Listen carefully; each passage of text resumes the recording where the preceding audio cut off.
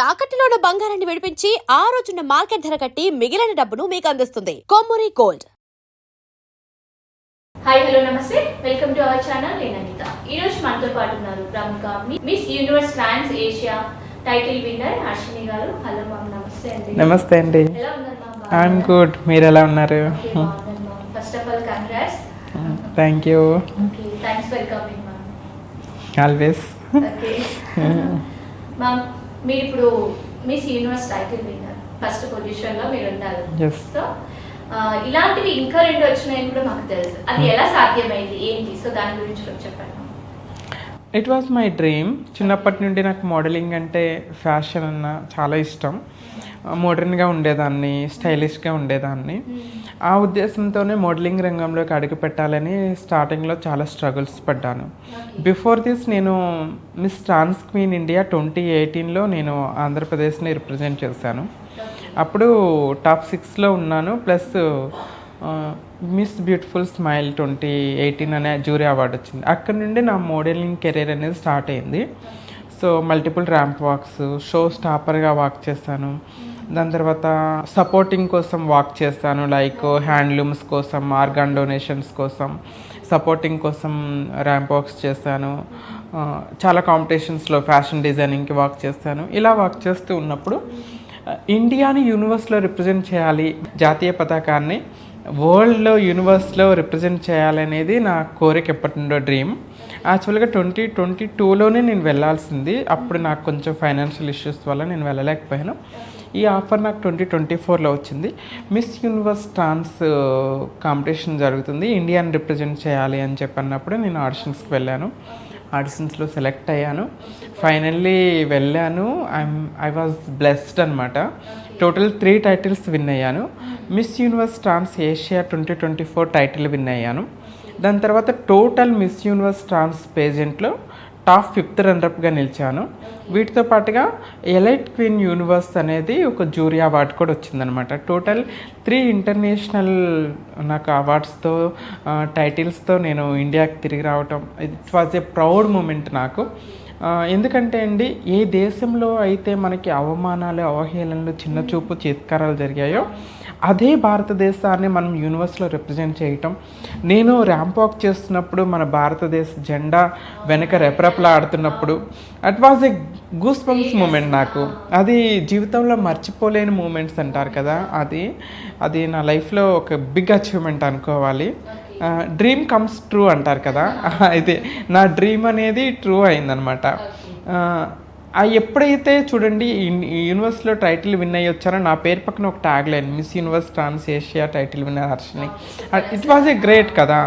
అది అందరికీ ఆపర్చునిటీ రాదు. ఎందుకంటే బీయింగ్ ఏ ఇండియన్, మనం క్రికెట్ మ్యాచ్ లేకపోతే ఏదో ఫుట్బాల్ మ్యాచ్ చూస్తున్నప్పుడు వేరే కంట్రీతో ఆడుతున్నప్పుడు ఇండియా గెలవాలని ప్రార్థనలు చేస్తారు, చప్పట్లు కొడతారు, కొంతమంది సూసైడ్ చేసుకుని హార్ట్ అటాక్స్ చచ్చిపోతాయి. అది మన భారతదేశం మీద ఉన్నటువంటి మన ప్రేమ. అదే భారతదేశాన్ని యూనివర్స్లో రిప్రజెంట్ చేసే అవకాశం రావటం ఇదొక blessed. At the same time title win అయ్యి రావటం it's a great thing. I'm very blessed, I'm very happy for that.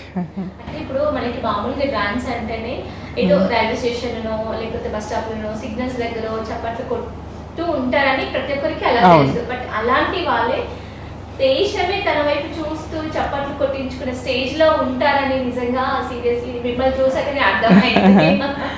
So చాలా మందికి నెగిటివ్ ఒపీనియన్ ఉంటుంది డాన్స్ అంటేనే, అంటే వాళ్ళు సతాయించడమా, మరి బెగ్గింగ్ చేయడమా, ఆ విధానంలో సో కొంచెం నెగిటివ్ ఒపీనియన్స్ వస్తుంది ప్రతి ఒక్కరికి. బట్ మిమ్మల్ని చూసాక మన దేశం నిజంగా ప్రౌడ్ గా ఫీల్ అవుతుంది. యునో థింగ్ ఏంటంటే every gender there is good people, there is bad people. కాకపోతే ఇప్పుడు మెయిల్స్లో కూడా there are good people, there are bad people. భార్యలను చంపే వాళ్ళు ఉన్నారు, తల్లిదండ్రులను రోడ్డు మీద వదిలేసే వాళ్ళు ఉన్నారు. ఇప్పుడు లేటెస్ట్ ట్రెండింగ్ న్యూస్ ఏంటంటే అమ్మాయిలు ఏంటంటే భర్తల్ని డ్రమ్ములో అని, కుక్కర్లో అని ట్రెండింగ్ అవుతుంది. అబ్బాయిలు పెళ్లి చేసుకోవాలంటే భయపడుతున్నామని అనుకుంటున్నారు. ఇలాంటివి జరుగుతున్నప్పుడు ఏంటంటే మెన్ కమ్యూనిటీ మొత్తం చెడ్డవాళ్ళు అనరు, ఉమెన్ కమ్యూనిటీ మొత్తం చెడ్డవాళ్ళు అని అనరు. ఇక్కడ ట్రాన్స్ కమ్యూనిటీలో few people, I'm not supporting కమ్యూనిటీలో కూడా కొంతమంది వల్గర్ బిహేవియర్ చేసే వాళ్ళు ఉన్నారు, తప్పులు చేసే వాళ్ళు ఉన్నారు. బట్ అదే కమ్యూనిటీలో చదువుకొని జాబులు లేక బ్రతుకు తెరువు కోసం అడ్జస్ట్ అవుతూ హింసించబడుతూ అదే జీవితాన్ని అనుభవించే వాళ్ళు కూడా ఉన్నారు. బట్ థింగ్ ఏంటంటే ఫ్యూ పీపుల్ చేస్తే ఆ పనుల వల్ల అందరినీ ఒకే దృష్టితో చూస్తున్నారు. ఎందుకంటే ఈ ఈ ట్రాన్స్ కమ్యూనిటీ క్వాంటిటీ అంటే జనాభా తక్కువ ఉండటం వల్ల కొంతమంది చేసిన దాన్ని అందరికీ ఆపాదిస్తారు.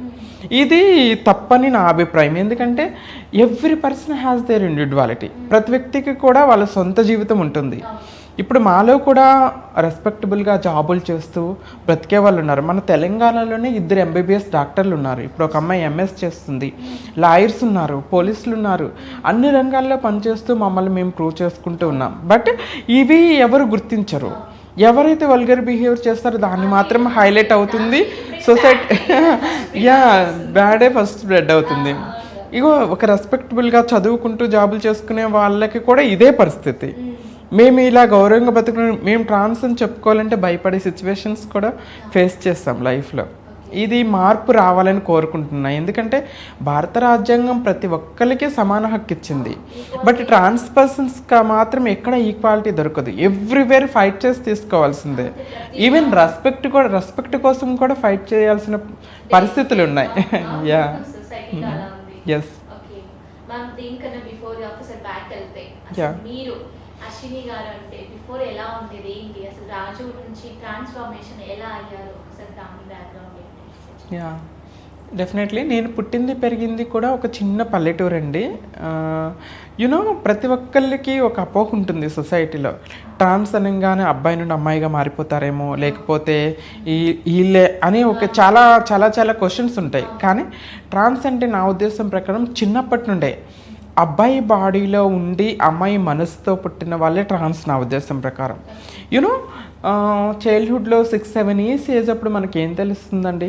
పిల్లలతో ఆడుకున్నామా, అమ్మ నాన్నతో మారం చేసామా. బట్ ఆ ఏజ్ నుండి కూడా I use to wear my sister cloth. అక్క బట్టలు వేసుకోవాలి, అమ్మాయిలాగా రెడీ అవ్వాలి, అమ్మాయిలాగా అలంకరించుకోవాలి. నేను అమ్మాయిని. యూనో నాకు జ్ఞాపకం వచ్చిన ఇప్పటికీ కూడా I never felt single minute కూడా నేను అబ్బాయి నేను ఫీల్ అయిన రోజు లేదు నా లైఫ్లో. లేదు, చిన్నప్పటి నుండి కూడా I feel I'm a girl. I feel నేను అమ్మాయిని కదా, నా బాడీ ఎందుకు అమ్మాయిలాగా లేదు అనే ఒక రిగ్రెట్ ఫీల్ అయ్యేది. రిగ్రెట్ వచ్చినప్పటి నుండి కూడా అలా రిగ్రెట్ ఫీల్ అయ్యేదాన్ని. ఐ వాజ్ ఇన్ కన్ఫ్యూజన్ స్టార్టింగ్లో. ఏంటి నేను అమ్మాయిలాగా ఎందుకు ఉండట్లేదు? మిర్రర్ ముందు నన్ను నేను చూసుకున్నప్పుడు I feel I'm a girl. But looks ఏమో అబ్బాయిలాగా, అమ్మ వాళ్ళు కటింగ్ చేయిస్తున్నారు, అబ్బాయి డ్రెస్ వేస్తున్నారు, why they are doing this. నాకేమో గొడవ చేస్తుందని, నా కటింగ్ వద్దని, హెయిర్ పెంచుకుంటానని. నాకు అర్థమయ్యేది కదా. నేను ఎవరు అసలు? నా జీవితం స్టార్ట్ అయింది క్వశ్చన్ మార్క్తో. నేనెవరు అంటే నాకే తెలియదు క్వశ్చన్ మార్క్. ప్రతి వ్యక్తికి ఇంత ఈజీ కాదండి. ప్రతి వ్యక్తి పుట్టిన కాడ నుండి చైల్డ్హుడ్లో నువ్వు అమ్మాయివి, నువ్వు అబ్బాయివి అని పెంచుతూ ఉంటారు. కానీ నా జీవితం స్టార్ట్ అయింది క్వశ్చన్ మార్క్. అమ్మ వాళ్ళేమో నువ్వు అబ్బాయివి అంటారు, నా మనసు ఏమో నువ్వు అమ్మాయివి అంటుంది. ఇంతకీ నేను ఎవరు? అమ్మ వాళ్ళు చెప్పింది నిజమా, నా మనసు చెప్తుంది నిజమా? ఆ క్వశ్చన్ ఆ క్వశ్చన్ మార్క్తోనే జీవితం స్టార్ట్ అవుతుంది. I use to blame God, దేవుణ్ణి. అందరిలాగా నన్ను ఎందుకు పుట్టించలేదు? కంప్లీట్ అబ్బాయిలాగా కంప్లీట్ అమ్మాయిలాగా పుట్టిస్తే బాగుండేది కదా. బాగా తిట్టుకునేదాన్ని, everyday I use to cry, ఏడ్చేదాన్ని. ఎందుకంటే నాకేమీ తెలియని వయసు అండి. 12 సంవత్సరాల వయసులో ఉన్నప్పుడు పిల్లలు ఏడ్పించేవాళ్ళు, ర్యాక్ చేసేవాళ్ళు, నన్ను హరాస్ చేసేవాళ్ళు. నువ్వెందుకు అమ్మాయిలా బిహేవ్ చేస్తున్నావు, నువ్వెందుకు ఆడంగోలా ఉన్నావు అని నాకే తెలియని పదాలతో నన్ను పిలిచి వాళ్ళు గేలి చేసేవాళ్ళు. ఇంకెవరికి ఆనందం ఉంటుంది ఏడవకుండా? వాట్ ఈజ్ వాట్ అని తెలిసింది. ఇప్పుడంటే సోషల్ మీడియా ఎఫెక్ట్ వల్ల మనకి 10 yearsకి 11 yearsకే నేను అమ్మాయిని అని రియలైజ్ అయిపోతున్నారు, ఫ్లట్టింగ్ చేయటం ఇవన్నీ. I'm 90s kid. నేను స్కూల్లో ఉన్నప్పుడు నాకు 14-15 years వచ్చినప్పటికీ ఐ రియలైజ్డ్. అంటే మనం being a person, human being మనందరం జెండర్ మీద అట్రాక్ట్ అవ్వటం స్టార్ట్ అవుతుంది. మనకి ఆ ఏజ్ వచ్చినప్పటికీ, టీనేజ్కి వచ్చినప్పటికీ అట్రాక్షన్ స్టార్ట్ అవుతుంది. నేను ఒక అబ్బాయిని చూసినప్పుడు ఈ అబ్బాయి బాగున్నాడు, హ్యాండ్సమ్గా ఉన్నాడు, కేరింగ్గా ఉన్నాడు, బట్ నాకు ఇలాంటి బాయ్ ఫ్రెండ్ కావాలి, ఇలాంటి హస్బెండ్ కావాలనిపించింది. I was in male body, I was in male dress. అమ్మాయిని చూసినప్పుడు సిస్టర్ డ్రెస్ బాగుంది, హెయిర్ స్టైల్ బాగుంది, నేను ఎలాంటివి వేసుకోవాలి, నేను ఇలానే హెయిర్ పెంచి అలా అనిపించేది. That time I realized I was struck in a wrong body. ఈ బాడీ నాది కాదు. నా కోరికలు, నా బిహేవియర్, నా మనసు, ఎవ్రీథింగ్ లైక్ మీ. ఈ బాడీ నాది కాదు, మ్యానుఫ్యాక్చరింగ్ డిఫెక్ట్ అలాగా అనిపించి తర్వాత. బట్ ఆ టైంలో నాకు స్మార్ట్ ఫోన్స్ ఇవేమి లేకపోవటం వల్ల I don't know how to change, ఇప్పుడు ఎలా చేంజ్ అవ్వాలి ఏంటి తెలీదు. ఫార్మాట్ ఉంటుంది అలానే అడ్జస్ట్ అయ్యి బ్రతుకుతూ ఉండేదాన్ని. డిగ్రీ సెకండ్ ఇయర్లో ఉన్నప్పుడు వేరే ఒక డిగ్రీ సెకండ్ ఇయర్కి వచ్చాను.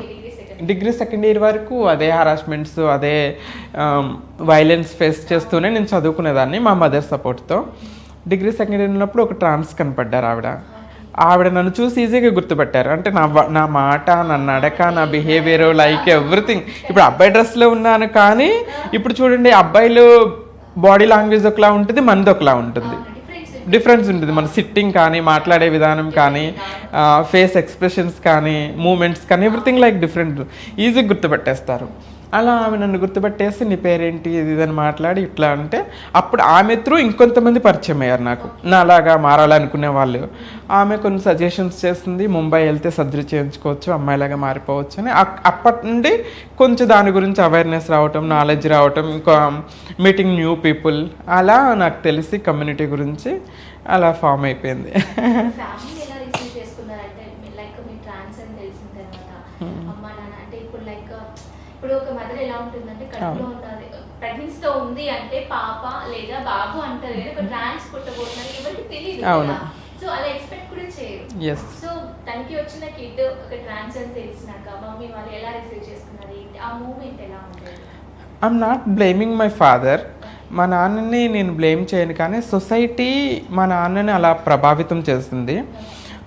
మా నాన్న నన్ను ఇష్టపడేవాడు కాదు. మా నాన్నగారు నన్ను అసహించుకునేవాళ్ళు బికాజ్ ఆఫ్ మై జెండర్. వీడి వల్ల నేను తలెత్తి తిరగలేకపోతున్నా, పరుగు పోతుంది అంటూ he use to blame me, he use to scold me. చిన్నప్పుడు నాన్న ప్రేమ దొరకకుండా పోయింది నాకు.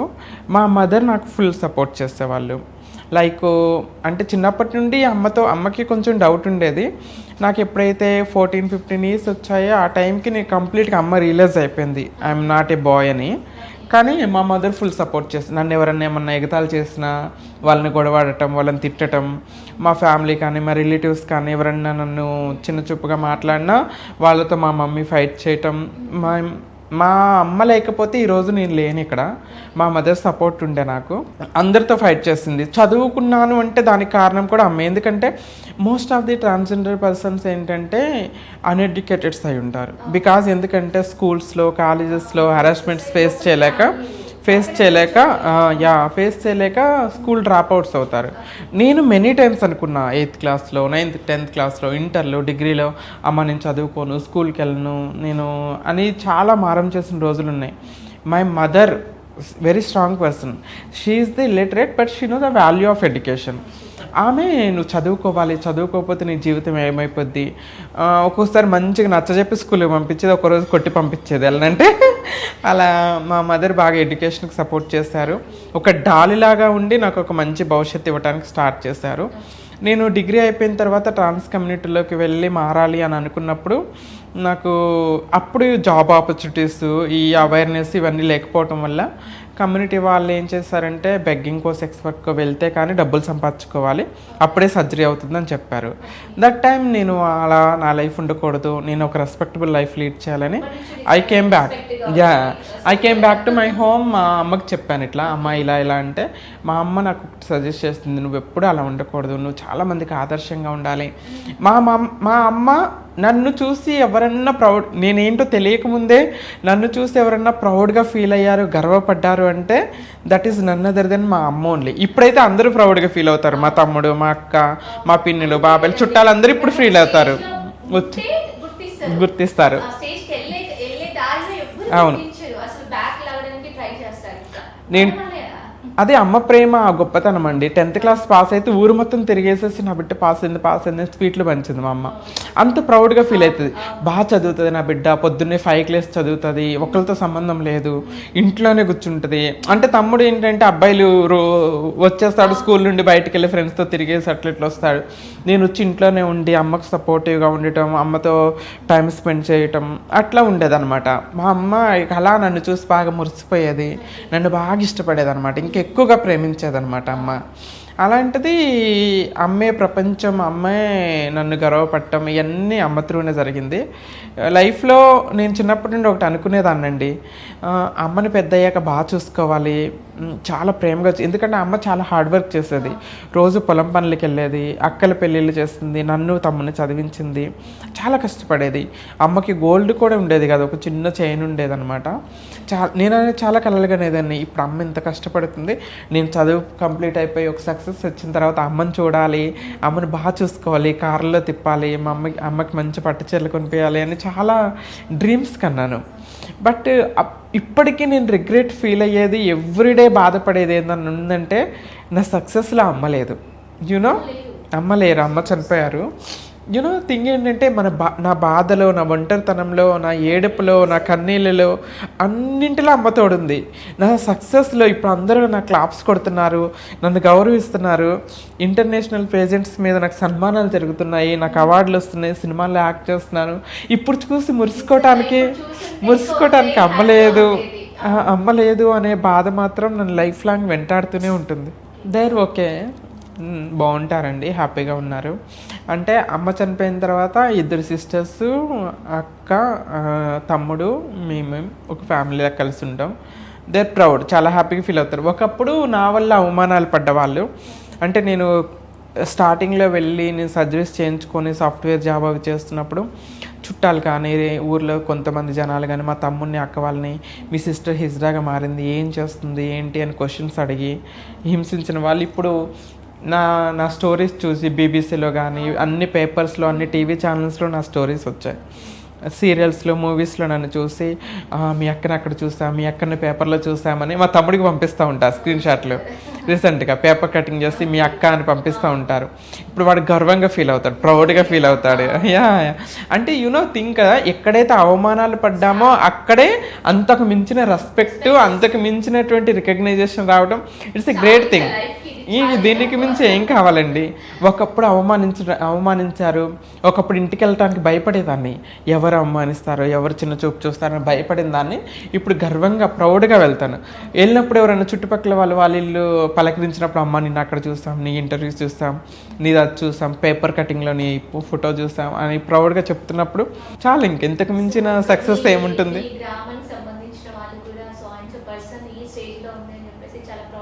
ప్రౌడ్గా ఫీల్ అవుతారు, హ్యాపీగా ఫీల్ అవుతారు.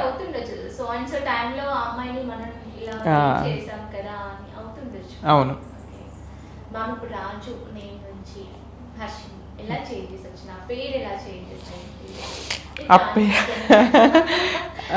నా సర్జరీ అమ్మ చనిపోయిన తర్వాత అయింది.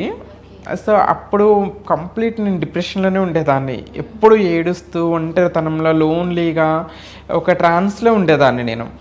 అలాంటి టైంలో నా సర్జరీ అయినప్పుడు పేరు చేంజ్ చేసుకోవాల్సి వచ్చింది. నేను అప్పుడు పేరు మార్చుకోవాలి, ఆధార్, ప్యాన్, ఓటర్ ఐడి అన్నీ కూడా ఫీమేల్ పేరుతో పెట్టుకున్నాను నేను.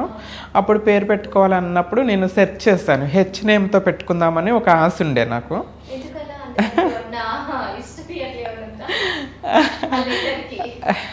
ఆ హెచ్ అంటే, నేను ముంబైలో వెళ్ళినప్పుడు ఒక ఆవిడ ఉంటారు, ఆవిడ ముస్లిం ఆవిడ, చాలా మంచి ఆవిడ, నాకు సర్జరీ కూడా ఆవిడ చేయించారు, ఆవిడ దగ్గరుండి బాగా చూసుకున్నాను నన్ను. ఆవిడ నాకు హసీనా అని పేరు పెట్టారు, ఆవిడ పెట్టారు, హసీనా అని పేరు పెట్టారు. బట్ నేను హిందూ కదా, అన్నీ హిందూ అని ఉంటాయి నాయి డాక్యుమెంట్స్ అన్నీ, ఆ పేరు నాకు డాక్యుమెంట్స్లో సూట్ కాదు. కాబట్టి అదే హెచ్తో మళ్ళీ నేను ఏదైనా పేరు సెట్ చేసుకోవాలి అని నేను సెర్చ్ చేసుకున్నాను. నేను గూగుల్లో సెర్చ్ చేసుకున్నప్పుడు హర్షిని నాకు ఎందుకో నచ్చింది. Harshini meaning happiness, joyful, cheerful అని మీనింగ్ వస్తుంది. అప్పుడు ఎలా పెట్టుకున్నా అంటే, లైఫ్లో హ్యాపీనెస్ లేదు, కనీసం పేరులోనైనా హ్యాపీనెస్ ఉంటుందిలే అన్నట్టుగా పెట్టుకున్నా. పేరుతో పాటు హ్యాపీనెస్ కూడా వచ్చింది. అంతే, వెరీ నైస్. కదా, మనం సేమ్ చదువుకున్న వాళ్ళని, సేమ్ పొజిషన్లో ఉన్న వాళ్ళని కలిసినప్పుడు coincident. Okay, good to know. నేను కూడా ఎకనామిక్స్ 2 years 2.5 years టీచ్ చేస్తాను. ఇంటర్ నుండి డిగ్రీ 5 years వాళ్ళకి టీచ్ చేస్తాను. నాది ఇది ఇంకొక మిరాకిల్. ఏ కాలేజీలో అయితే ఇంటర్ నుండి డిగ్రీ చదువుకున్నానో అదే కాలేజీలో ఇంటర్ నుండి డిగ్రీ వరకు టీచ్ చేస్తాను ఎకనామిక్స్. ఆ కాలేజ్లో ప్రిన్సిపల్ మునీరా మేడం అని ఉంటారు. She's the single independent lady. ఆవిడ కూడా నాకు వన్ ఆఫ్ ద ఇన్స్పిరేషన్. మా అమ్మ తర్వాత షీఈ్ ద ఇన్స్పిరేషన్ నాకు. Very support, very bold, very strong, చాలా బాగుంటారు, వెరీ స్ట్రిక్ట్ ఉంటారు. అండ్ అంటే ప్రిన్సిపల్స్ ఆమె మాట్లాడి ఇన్స్పైర్ అయ్యాను నేను. ఆ మేడంని చూస్తే నేను ఎకనామిక్స్ చేస్తాను. ఎకనామిక్స్ వాళ్ళని చూసి అంటే మనకి ఎవరైతే teach చేస్తారో వాళ్ళ అవును. ఇష్టంతో కూడా మనం అవును. చేస్తాం. ఆ మేడం టీచ్ చేసే విధానం, ఆవిడ బిహేవియర్, ఆవిడ ప్రిన్సిపల్స్, ఆవిడ స్ట్రిక్ట్గా ఉండదు చూసి నేను ఎకనామిక్స్ లెక్చరర్, నేను కూడా ఇలా ఉండాలి అని ఆమె ఒక రోల్ మోడల్ లాగా ఇంక ఎకనామిక్స్ టీచ్ చేశాను. ఆ మేడం ప్రిన్సిపల్గా ఉన్నప్పుడే ఆ మేడం గారు నాకు టీచ్ చేశారు. అప్పుడు మేడం తర్వాత ప్రిన్సిపల్ అయ్యారు. అప్పుడు నా పీజీ అయిపోయింది. మేడం ప్రిన్సిపల్గా ఉన్నప్పుడు 2 years నేను ఎకనామిక్స్ టీచ్ చేశాను. అమ్మ చనిపోయిన తర్వాత ఇక ఆ జాబ్ క్విట్ చేసి వెళ్ళిపోవాల్సి వచ్చింది.